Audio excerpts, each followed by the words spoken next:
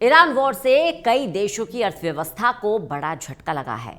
एक महीने के इस युद्ध में अब तक 30,000 से ज़्यादा मिसाइलें, बम और ड्रोन के इस्तेमाल हुए हैं। इन हमलों में ईरान, इजराइल और खाड़ी देशों के 8,710 लोगों की मौत की पुष्टि हो चुकी है, जबकि 34,000 लोग घायल हुए हैं। एक महीने के इस युद्ध में 15,000 से ज़्यादा सैन्य और सिविल इंफ्रास्ट्रक्चर पर हमले हुए। अब तक सीधे 14 देशों में बम, मिसाइल और ड्रोन अटैक हो चुके हैं, यानी इन देशों पर युद्ध का सीधा असर पड़ा है। लेकिन वो देश भी इस युद्ध के कारण प्रभावित हुए हैं जो सीधे तौर पर इसमें शामिल नहीं है।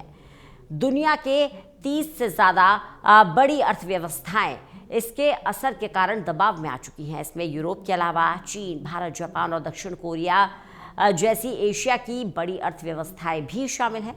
एक महीने के इस युद्ध में अब तक 590 बिलियन डॉलर यानी कि 49 लाख करोड़ रुपए स्वाहा हो चुका है, जबकि इस युद्ध से पर्यावरण को जितना नुकसान पहुंचा है उसकी भरपाई तो 20 से 30 साल तक भी नहीं हो पाएगी। वहीं अमेरिका और इजराइल की बमबारी से ईरान की जीडीपी करीब 20% तक गिरने की आशंका है।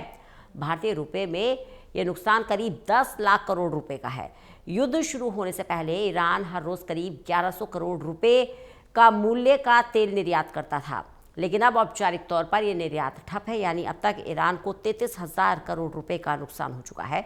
वहीं अमेरिका ईरान की मिसाइलों की रेंज से बाहर है, इसलिए उसका नुकसान सिर्फ युद्ध के खर्च किए गए हथियारों और गोला बारूद और मिडिल ईस्ट में बेस पर हुए हमले तक सीमित है। लेकिन कुल मिलाकर अमेरिका को भी करीब 5 लाख करोड़ रुपए का नुकसान हो चुका है। इस पैसे से अमेरिका के स्कूलों में 280 दिनों तक छात्रों को मिड डे मील मिल सकता था।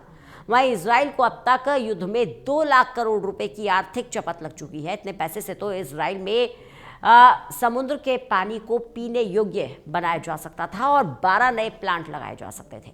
अब बात करते हैं उन देशों की जो ईरान के खिलाफ इस लड़ाई में सीधे तौर पर शामिल नहीं थे, लेकिन ईरान के निशाने पर रहे।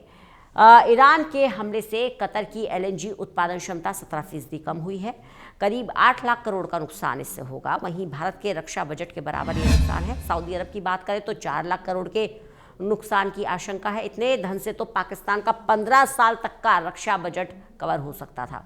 वहीं कुवैत को 5 लाख करोड़ रुपए के नुकसान की आशंका है, जिससे बांग्लादेश जैसे देश का 25 साल तक का वार्षिक विकास फंड क्लियर हो सकता था। वहीं बहरीन को 60,000 करोड़ का नुकसान पहुंचा है।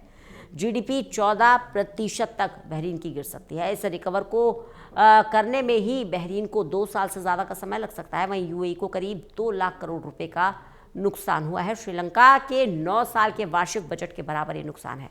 कुल मिलाकर इस युद्ध ने बड़ी मात्रा में आर्थिक तबाही मचाई है।